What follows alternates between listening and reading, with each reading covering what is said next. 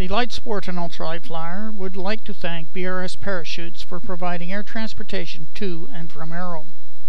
We would also like to thank ICP North America for supplying our accommodations at the show, and Renegade Light Sport aircraft for transportation and meals during the show. We're here at Aero, the grand show for the light aircraft in Europe. This video is being brought to you by BRS Parachutes, who's given us support to be able to come to Europe and do this video. Today, we're getting to speak with Milan Bristell. He's the man behind BRM Aero and the lovely Bristell airplane that we've seen and flown in the United States. But Milan, you've got something different here for us today. What are we looking at here? It's in aluminum now, but it's going to be all ready to go before long, you said. What is it? Yes, you are right. We are very happy with our customers, and we decided to make them also happy. So we decided to go to TDO version of our airplane to fulfill the dreams of the real pilots, which are looking for low-cost operation on TDOs. On them they did start their flying live, yes, flying live, yes. Simpler aircraft with tail wheels. Yes, yes, right. So TDO is tail dragger option? Yes, it's TDO is tail dragger option. Okay, yes. Great. So this is the same airplane essentially as your very nice nose wheel airplane. Yes. And I even see you have a retractable one here that we can't have in the United States. As experimental, we will forward it also in States. Okay, good. I was going to ask you if this will eventually be available, so you'll have this as definitely as experimental. Excellent. Yes. So you have a wonderful dealer in the U.S., Barry Pruitt, with Bristell U.S.A., and he has asked you for this particular airplane? Right. He did remember his beginning as pilot when he started his pilot license on some TDO version airplane. And he told me, I have dream one day fly Bristell TDO. So last year in September I told him, Barry, I will do it for you, and you see the product here today. And I marvel at how you can do this, Milan, because I know you're a small company. Yes. And it's you and your son and some my wife and your wife. Yes. A family business. We like that in aviation.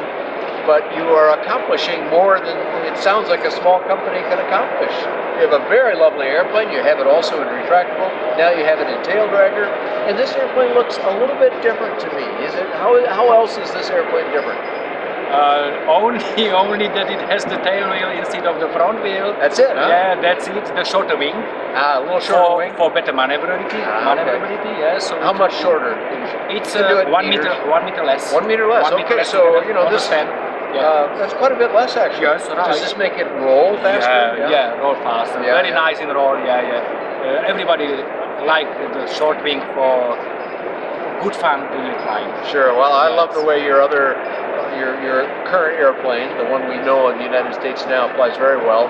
And when I flew it at Sebring about a year and a half ago, I know that every reporter I talk to, I know everybody who reports in aviation. It's a small group. We know each other. And they all came back with big smiles on their face, as did I, as you know. And I didn't want to get out of the airplane. So now I have to get into this one, I think. The next one. But I can see Barry's smile already back in the USA. He's probably envious of me because I'm seeing the airplane before he sees it. You are right, because he did ask me for the pictures of the plane to send him. So when do you think we will see the tail dragger Bristell in the United States? I think it should be summertime there. This year, though? This year, Okay. And all with the Special Light Sport Aircraft Certificate? Yes. Because the change is easy, as you say. It's very easy. And have you flown this airplane yet? Probably not yet. Huh? This is the really first one. This is number one right here. Number one, yes. Now, you told me something. This one is already sold, though. Yeah, this one is already sold. Yesterday at lunchtime, one happy customer from Germany took this one. Now, Milan Bristell, I know I visited you many years ago, and we toured all around your country of Czech Republic, had a wonderful time, got to know one another quite well. That was a very nice experience. This was more than 10 years ago. And at that time you were working with the Czech Aircraft Works, which became later, now we know it as Czech Sport Aircraft.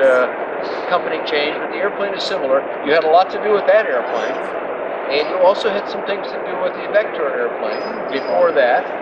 And so now we see yet another, this is an all-metal airplane, except for some secondary fiberglass components, part, the wing tips, fuselage, wheel pants, I suppose, but mostly all metal. And so you have quite a lot of background and experience with this type of airplane. And then you had another aircraft called the NG4, which you were making. So this is about the 5th generation of what I call Milan Bristell design. Well, anything new in the works beside this? You have ideas Yes. for more products? Yes. Yes. We are looking to build the floats. Ah, really? Our own floats. I know you have some experience with that as well. Yes. Okay. Yes. But we have one guy which is producing the propellers for us, and he's very good experience with race boats. I see. Okay.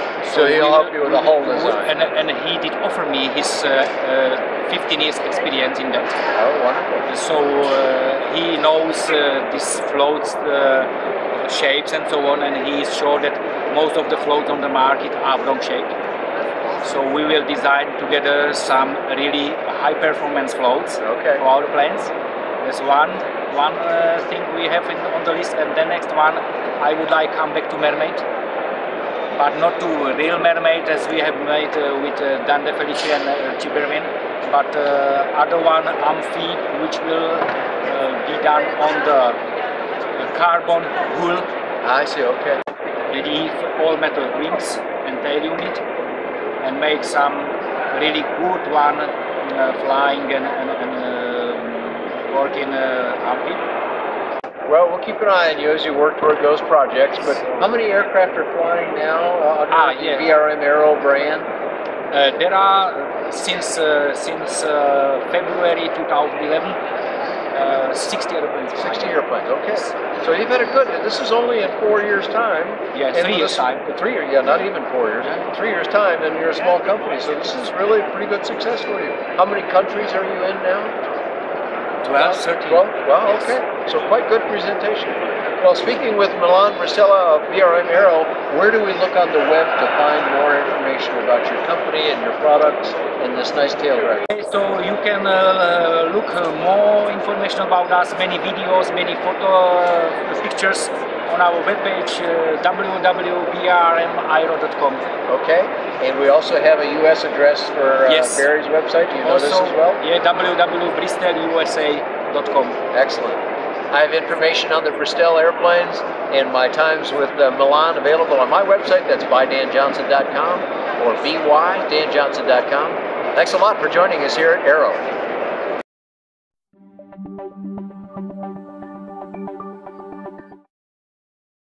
There are decisions that we make that can define us, and it's a decision John Freese made a few days ago that he credits with saving his life.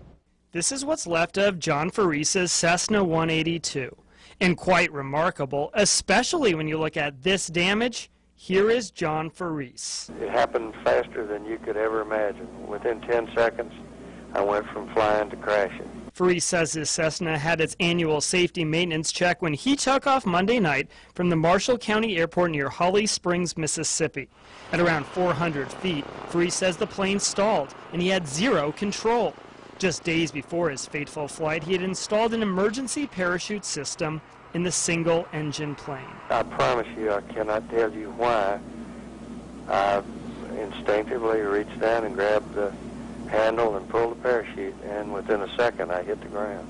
This video is of the parachute system. Freese says he installed it to appease his wife. She's used to flying in a twin-engine plane. Little did he know he'd be using the $25,000 parachute within days. It went from nose down to horizontal just in time for the impact, so it clearly saved my life, but I was within 1 or 2 seconds of dying. I can't even describe to you what an impact it was, and it just took me a second. I thought maybe I was, that I'd kill myself. I've never been afraid of dying. That sounds odd, but I was not scared. I was shocked at how close I came. Now, you won't believe this, but Freese says he only has a small cut on his arm and a very sore back, and quite a story to tell.